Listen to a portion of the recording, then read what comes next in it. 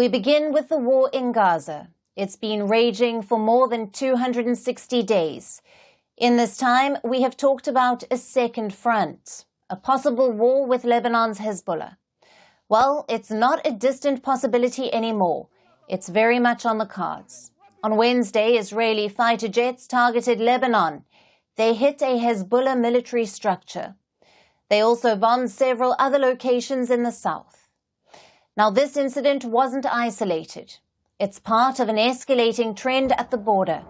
Hezbollah has fired 5,000 rockets at Israel since last October. Of course, Israel has responded in kind. They have taken out more than 300 Hezbollah fighters. One such attack happened earlier this month. An Israeli strike killed a senior Hezbollah commander. Back then, the group's leader issued a warning to Israel. He said Hezbollah was ready for war. Yet the aggression hasn't stopped. On Tuesday, Israel's Prime Minister Benjamin Netanyahu visited the northern frontier. He also met some reservist soldiers. Israel says it's winding down the operations in Gaza, meaning it can focus more on Lebanon. The question is, can war still be avoided? Well, the United States is keen to avert it. Israel's defense minister has just wrapped up a trip to the U.S. He met Pentagon Chief Lloyd, and among the issues discussed was Hezbollah. Israel says it will only attack if provoked. Our war is not with the people of Lebanon. Our war is against Hamas, against Hezbollah, and their backers, the Iranian regime. We are committed, and I am personally committed, to facilitating the delivery of essential humanitarian aid to Gaza. We only fight those who seek to harm us. Later on, the defense minister sharpened his words. He said Israel could bomb Lebanon back to the Stone Age if it wanted to. So tonight, let's look at the second front. How dangerous is it? And how would the fighting pan out? For starters, the Hezbollah is not the Hamas. They are better trained and better equipped. Hezbollah has more than 150,000 missiles and rockets. They also have close to 50,000 fighters, not ragtag mercenaries. We're talking about battle-hardened troops. Many of them fought in the 2006 war against Israel, and that conflict actually ended in a stalemate. Since then, Hezbollah's capabilities have improved. Last week, they released this drone footage. It shows sensitive locations like ports and airports in the city of Haifa. It was Hezbollah's way of saying, we can hit you where we like. Plus, the group has outside support. Iran is a key backer of this group. In fact, Hezbollah is the most important part of Iran's West Asian axis. Even the likes of Turkey are backing them. We should not provide an opportunity for this. Turkey is with the brotherly people of Lebanon and its state.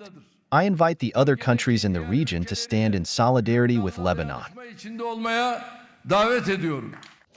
Support will also come from the Houthis, another group aligned with Iran. The Houthis operate from Yemen. They have been targeting ships in the Arabian Sea and the Red Sea. The Yemeni armed forces, alongside the Iraqi Islamic resistance, carried out a joint military operation targeting the Israeli ship in the port of Haifa with a number of drones. The operation has successfully achieved its objectives. Finally, you have Iran. They will have a new president by next week, a leader who will be eager to consolidate power. So Tehran will not stand by if Hezbollah is attacked. They may use their proxies to strike Israel, or they may get involved directly. Either way, it means more escalation in the region. But here's the interesting part. Neither side is ready for such an escalation. Lebanon's economy is in the dumps. Around 33% of their people live in poverty. So the country is in no position to bankroll a war. Israel's problem is political. Netanyahu's strategy in Gaza is already unpopular. Thousands of Israelis are protesting against him. They want a new government to bring the hostages back. So can Netanyahu really afford another war? Logic says no. But Netanyahu's strategy has often contradicted logic. He has used dangerous escalations to cling onto power. We saw that earlier this year. The US was becoming vocal in its criticism of Israel. So Netanyahu took out senior Iranian commanders in Syria. This triggered a chain of events in West Asia.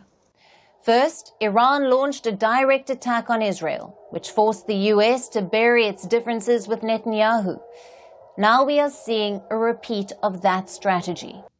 Instead of Iran, Netanyahu is poking Hezbollah. Let's hope common sense prevails on both sides, because a second front could prove even more disastrous, not just for Lebanon, but for Israel too.